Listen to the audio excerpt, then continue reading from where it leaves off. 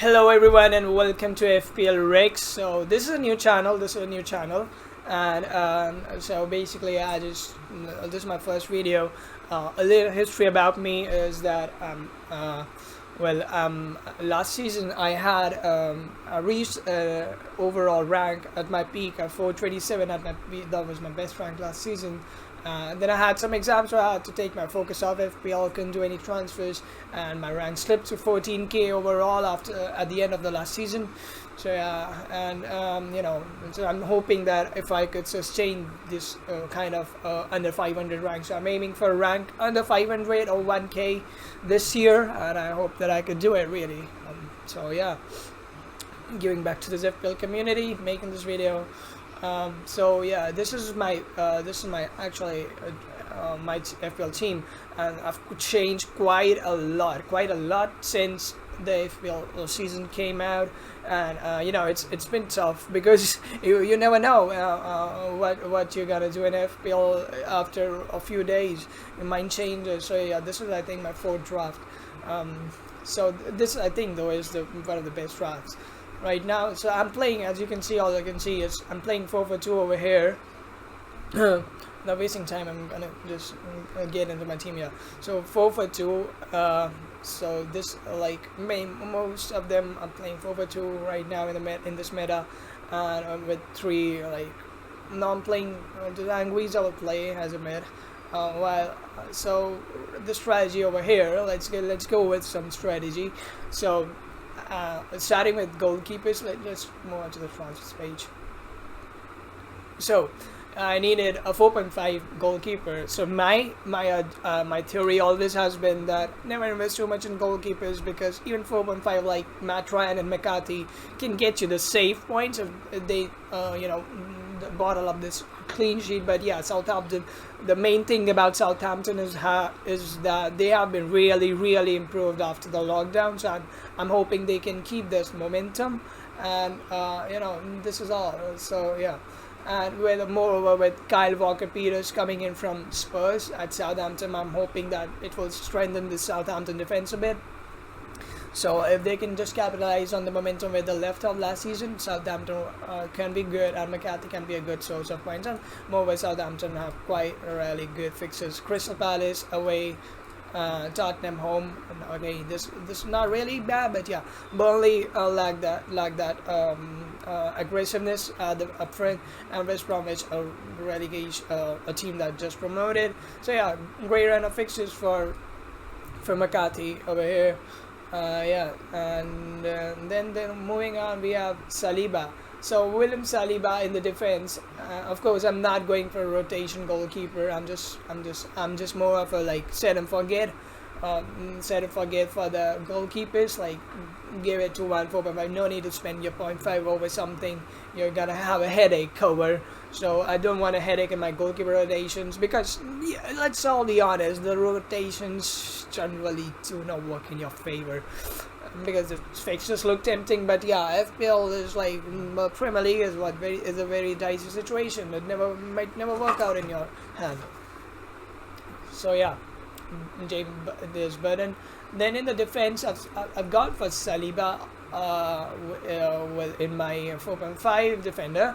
I don't know why he's been so underrated and so less picked. He's an Arsenal player. He's picked by only 4.5% or 4.5 bucks. That's really surprising for me, because William Saliba, along with Gabriel, have been the new additions to the Arsenal team. That was literally shit with David Luiz and holding a Mustafi, whatever. And I don't think Arteta is gonna take any risk while playing Luiz in with two centre backs. So either if he does play three at the back, then of course Saliba is a short starter with David Luiz and Gabriel. But yeah, even if he doesn't, Mikel Arteta does not play the top back three. If he goes for two centre backs, I think Saliba and Gabriel are nailed on, because he's a 19-year-old. He showed promise. Arsenal fans will love to see him. The question is that would he start right away? Well, he started in one of the some of the preseason games. So yeah, I'm hoping monitor his situation. But yeah, in this, like, I think there's an 80% probability that he'll start, and if he starts, then boy, you've got an Arsenal defender at 4.5 with a much improved defense from last season. So yeah, this could be a really differential, William Saliba, and he's pretty gone under the radar. So yeah, next is let's talk about TA Alexander-Arnold, a no-brainer. Well, the highest scoring defender of last year, and he's got goals, just say, all in his pocket, and he's just a nailed on pick. And of course, he's been selected by 53.8% people, so you don't want to lose out on those selection on those points, because if he gets high points and you don't have him, then your rank is going down. Well, 7.5, yeah. Then I have Joe Gomez. Now this is interesting, man, because many have Van Dijk, many have doubled up on Robertson. Robbie is 7, while Van Dijk is 6.5. So for me, it didn't make sense to go for either of them if I can get Joe Gomez at just 5.5 for a Liverpool defense. I mean, 5.5 for a Liverpool defense. What else do you want, man? So Joe Gomez is, to clear any doubts, is a assured starter over Joel Matip. Well, because he ended the season strongly. He actually played the whole season very strong the last season, and it's like. But the thing is that you don't expect him to get any attacking returns.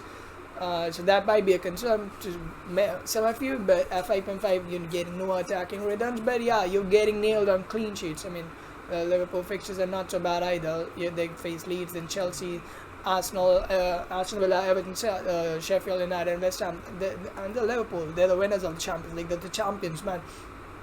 So I think this could be, Joe Gomez could be a real differential if you wanna save funds and double up on the Liverpool defense. Because let's be honest, Van Dijk doesn't get goals every single weekend, so I don't think he's worth that 6.5. So yeah, here's Joe Gomez if you want to develop on the Liverpool defense. Certainly he takes the place out of your Liverpool forward line of the midfielder, but yeah, not many are going for Salah Mane combo. So yeah, there's Joe Gomez at 5.5, and next comes Eric Dyer. So Eric Dyer from a midfield has been changed. His role has been changed from a midfield to a defender this year, but because he played like a defender. He was a CDM anyways, and he's been made a defender for now, which I think is interesting because you're getting a Spurs defender at 5, and let me tell you that Matt Doherty has joined Tottenham Hotspurs from Wolves, so I'm really expecting that Spurs have a great season this year. Well, Lloris is back to fitness. Lloris missed a lot of games last season, so if Lloris is back with Doherty and with Eric Dyer, I think Spurs are going to be great, especially with Jose Mourinho. I mean, Jose Mourinho is a tactical player, defense-minded manager, so yeah, you can expect a lot of clean sheets for Spurs this season. And and I've seen many going for Matt Doherty at 6. So I prefer Matt Doherty at 6 if he was at Wolves. At Wolves, he had that potential to go forward, deliver the crosses, get the shots inside the box. But I don't know if I feel the same under Jose Mourinho for Doherty. I mean, like Ben Davies, if you see, has not been a Serge Aurier, haven't been that often attacking threat, to be honest. So I think going for a 6 and Doherty at Spurs is not the best thing, the best decision you would be making. Anyways, at 5 you couldn't expect for a better defender, I think, than Eric Dyer. And again, he's just selected by 1.3%. That's a huge differential if you want a Spurs defender at such a low cost. I mean, Spurs are gonna improve, man. They're gonna improve. So. And finally, for my last defender, I have Bernardo. So maybe he'll play, maybe he doesn't play. But yeah, anyways, he's a 4 million defender. What else do you want from him? And yeah, moving on to the midfield. And believe me, and yeah, by the way, I have 0.5 in the bank, which I'm gonna explain later on in the video why I do. I'm not spending this 0.5. So yeah. Aubameyang, Anguissa, Salah, Aurel Romeo, and Son. So as you've noticed that I'm playing with Aurel Romeo, Salah, Aubameyang, and Son. So Romeo is playing. Well, Aubameyang is like a no-brainer for the first. If you look at the first two games of Arsenal, he's a nail on for me. Fulham away, like Fulham have one of the shittiest defense in the Premier League. So yeah, I'm just waiting for Aubameyang to slaughter them. So yeah, Fulham and West Ham United. West Ham United have been quite resilient, like play quite well after the restart, but not particularly in the defense. It's the attack that mattered for them. The Suchek delivers, and I'm not banking on their defense. So yeah, I'm expecting Aubameyang to score against West Ham too. Oh well, Aubameyang is a no-brainer. He's been selected by 41.4%, which is again you gotta be in the boat. And moreover, and the thing is that after the 2 game weeks, since De Bruyne misses the first game week, and so what I'm gonna do is after 2 game weeks, I'm gonna go Aubameyang to De Bruyne. That would also free up 0.5 for me over here, 12 to 11.5. So yeah, and second player is Mo Salah. Salah again, a no-brainer. I mean, you can't compromise on Salah when he's he's the top scoring. He was second top scoring midfielder, and he's just so good. I mean, you can't. The only debate that you're gonna have is if you're gonna choose between Mo Salah or Sadio Mane. But for me, it's personally like Mo Salah. I mean, Salah of course scored 12 points more, but yeah, that's not quite a lot. But still, Salah takes, if you look statistically speaking, Salah takes more shots than Mane. Though Mane is more clinical than Salah, but yeah, Salah, if he could just be more clinical on his day, then bam, you got 3-4 goals flying in. So yeah, Mo Salah is nailed in for me. Never gonna change Mo Salah throughout the season, I hope. Then I have Heung-min Son. Now Son, if you see that quite a lot of players have Heung-min Son in the team, and he's not been talked about that much, though he's still sitting at 27.3, which is really, really good in terms of ownership. So 27.3% ownership, and Heung-min Son, just look at these Spurs fixtures, it's so good. Everton, Southampton, Newcastle, boom. The United, and then West Ham, Burnley, Brighton, and West Bromwich, and then the tough run starts. So I'm expecting Son to play at least this 8 fixtures. I'm hoping to keep Son. So many of the teams, what I'm seeing is that they want to go Son to Bruno. That's absolutely fine, but that requires a 1.5 million upgrade. Now, in my opinion, Son has kind of been. Actually, Spurs have been playing real good after Jose Mourinho came, and especially after lockdown. Son and Kane combining. Son has been on the flanks. I mean, he's playing good. He's got goals, and if you look at the preseason games, he's scored like 4 goals and got 2 assists already. He's looking a monster over here at 9, and he's a proven goal scorer, and he's just too good. He's just too good with his pace and everything. And I'm expecting, with Dele Alli revitalized under Jose Mourinho, and Kane also going really strong under Jose Mourinho too, that the Spurs attack will be a really changed one this season. So I'm banking on Heung-min Son. I mean, he scored a lot. He scored a lot of goals. He scored 11 goals and 13 assists last season. That includes a bad run of form at the starting under Mauricio Pochettino. So I'm hoping that Son could go real big under Jose Mourinho this year, because he has been under Jose Mourinho. After Jose Mourinho came, Son starts really shot up. He's been getting more goals, he's been getting more assists, he's been getting more shots off the target, outside the box also, and that's a really good thing to see for Heung-min Son, because at 9 he could really he could be the go-to man in a couple of game weeks. And then my next playing mid is Romeo. So I didn't have, quite frankly, I don't have the funds to get ASM and send Maximin, or which most players do, or Armstrong. They come at 5.5, while Aurel Romeo is at 4.5. I don't have the funds, but yeah, If I had to go with for one 4.5, I'll probably go with Anguissa or Romeo. It's kind of undecided who I'll play, but yeah, for right now, it seems like Anguissa. Anguissa is a star performer of Fulham. If you don't know, he plays in a attacking midfield role, and Fulham are known for the attack and known for the defense. So yeah, I'm hoping that Anguissa can get some attacking return someday. I mean, who cares? He's a 4.5. All you want is 2 points. Anything above those 2 points, a bonus for you. So yeah, Anguissa, I think Anguissa is a star performer for them. He's a player with the most getting the most salary at Fulham. So of course he's a nailed-on starter, unlike other 4.5 mids. So yeah, Anguissa might deliver for me. Next, I have Davis, Werner, and Danny Ings. So Danny Ings, he was in phenomenal form after the restart, and before the restart also contention for the golden boot, of course, Danny Ings. And I mean, he scored 22 goals, which is literally awesome.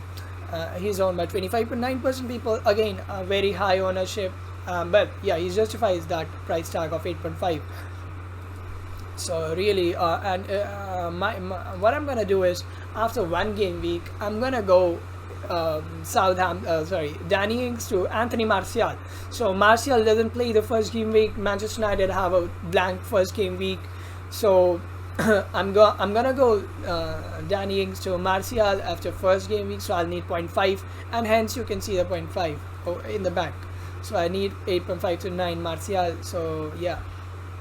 So I'm gonna go Danny Ings to Martial after the first game week, and this is based on the fact that United play Crystal Palace at home, then Brighton at home, and then the run continues. They have good form, and they've been good. United have been good against the top 6 teams. They've been better against the top 6 teams than they have been against the non-top 6 teams. So yeah, here's this thing with Martial. So Danny Ings, I mean, you could keep him, but the fixtures for Southampton get a bit hard. Tottenham, they're top, the big 6, then Burnley, resolute defense, and Southampton are away to Burnley. But yeah, Martial is a more assured goal getter for me right now. We're looking at his red hot form. If he could just continue from where Tony left off, Martial could be a beast. Believe me, Martial could be the highest scoring forward. Next is Timo Werner. Well, no doubt, Timo Werner has 44.5, which is a monster ownership over here, and it's all got to do with his offerings at RB Leipzig. He's been so good for them.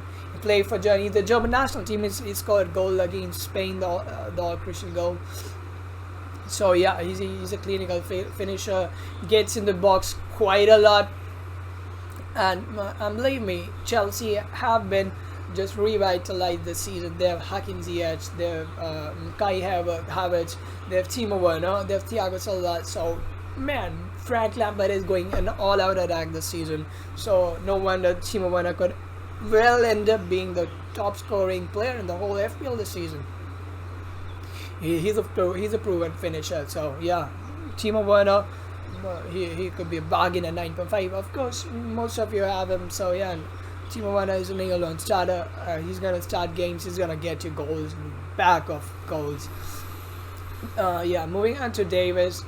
Yeah, there are not much choices. So at a 4.5 non-playing forwards, he'll get time. Maybe he won't. Who knows? Who cares? He's a 4.5 non-playing, just on my bench. Now my strategy is that I go Danny Ings to Anthony Martial after the first game week. I use this 0.5, and then I'm left with 0 in the bank. After the second game week, Aubameyang switches to De Bruyne because City have really good fixtures.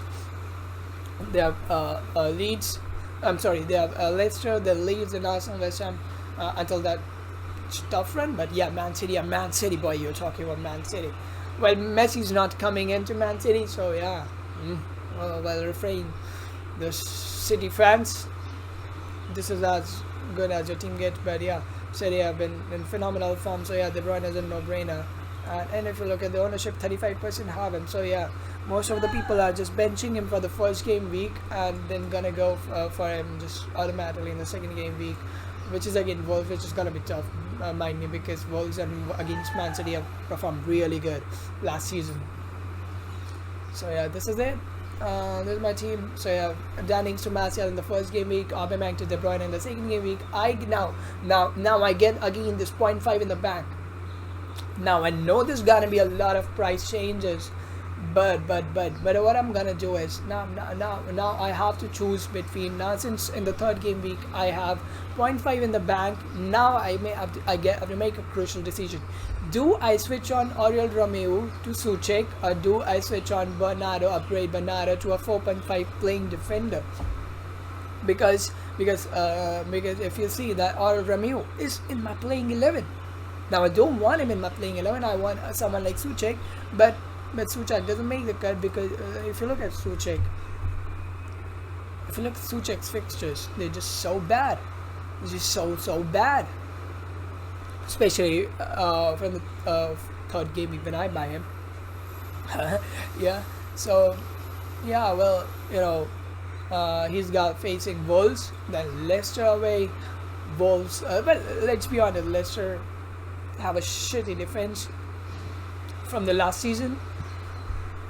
So I'm assuming, yeah, Wolves, Leicester, Tottenham, Man City, Liverpool. This is the worst run of fixtures. That's what I could have got. Who knows, man? So the decision is between should I get Souček for 5 or should I get Bernardo to 4.5 defender. Now, talking about those 4.5 defenders, let's see those defenders. I'm gonna show you all the defenders that I've been looking at. Yeah. So Webster could have gone in, but yeah, they don't have quite a lot of good fixture. Brighton. So those of you going for Brighton defense, be careful. They're placing Chelsea at home. Chelsea with Timo Werner, Kai Havertz, and Hakim Ziyech. Newcastle. Well, Newcastle have got ASM. They're known for scoring goals, if not for winning games. Newcastle. The Tsunami, then they've got Manchester United and they've got Everton. So no, I mean, if I were in a situation to pick a 4.5, I won't go from Adam Webster or any other Brighton defender. Now Charlie Taylor has a great case to make up for him. I mean, if I were to switch up for any 4.5 mid defender in the third game week, I might go for Charlie Taylor. They have a great run of fixture, Burnley, and they're Burnley. They park the bus. They're known for parking the bus. Southampton, Newcastle, West Bromwich, great run of fixtures. Tottenham, Chelsea, Everton, Brighton. But there's more. If you look at Kyle Walker-Peters, no, I don't want to double up on the Southampton defense, so I'm gonna pass away on the Southampton one. Well, then you've got Jamal Lascelles. Newcastle have a poor run of fixtures, and Newcastle have been so bad off the back. They're literally one of the worst defense in the Premier League. One of the worst. They just got beat 5-1 by Middlesbrough in the preseason. Yeah, if that says anything. And at this 4.5, this James Justin for Leicester. Now the thing is, Leicester are without the key players like Sancho and Bill Chilwell nearing a move away from the Foxes. So the thing is, can Leicester have the same type of defense that they had last season at the start? Not at the end. At the end, they were shit. The defense was total shit. They were ripped open. We can't so James Justin is coming in for Ricardo Pereira, who's rumored to be injured until the Christmas. So that's a huge thing for James Justin because he's going to be nailed until then. So yeah, he might get some attacking assists too. If not really, I don't know. So who knows? But yeah, Leicester fixtures from the third game week are Man City, West Ham, and Aston Villa, Arsenal, Leeds. Wolves not the worst run of fixtures, I would say. And last one I would like to show you is Vinagre. So Ruben Vinagre, selected by quite a lot of people, especially because of the Wolves defense. But all the insecurity I feel is is with Matt Doherty of the Spurs. How much can Wolves defense hold on to this season? I mean, I don't know if they do the same and they get enough clean sheets without Doherty. Doherty was really good at that defense. So yeah, there's Vinagre. No lying. Wolves have the best set of fixtures starting from the third game week. West Ham, Fulham, Leeds, Newcastle, Crystal Palace. If I were to upgrade Bernardo after the third game week, for me it would be Vinagrella right now. But yeah, I mean, it's after 2 game weeks, so who knows what would happen? Who might pop out? Who would surprise might pop out? So I'm gonna wait until the third game week, see how the situation develops. And yeah, one of the other things is that there's going to be price fluctuations. The trick in FPL is if you want to escape those price fluctuations, after a game week starts, have to latch onto the player that you want, because he might get priced up after the game weekends. But that comes with a risk that one of your players might get injured after the game week, so you might not get to substitute him with a free transfer. So yeah, so I'm gonna monitor the situation. If Suchek goes big after the first 2 game weeks, I'm just gonna go Aurel Romeo to Suchek. If he doesn't, then I'm surely gonna go Bernardo to a 4.5 playing defender, and then I'm gonna play 5-3-2, 5-3-2. Yeah. So with Aubameyang, Salah, and Son on the playing midfielders. So yeah, well, this is all for now. I'm really hoping that I could really get some decent rank this season. FPL, one of my favorite games. I'm gonna go. Yeah. By the way, if I didn't tell my name is Sharif Anpalia, and yeah. So I think I'm gonna upload a new video, some videos about one of the defenders, about the best defenders and the best midfielders, the best forwards, and the players you should avoid, and some strategies to follow in FPL all the week long, or all the season long. What you should avoid doing, except when yeah. So I might make these videos, and of course a new video is gonna come out after every game week with my updates of my team after every game week. So yeah, this is it for now. Well, see you in the next video. Stay tuned till then, and may you have a really great first game week. I hope you all have a nice day.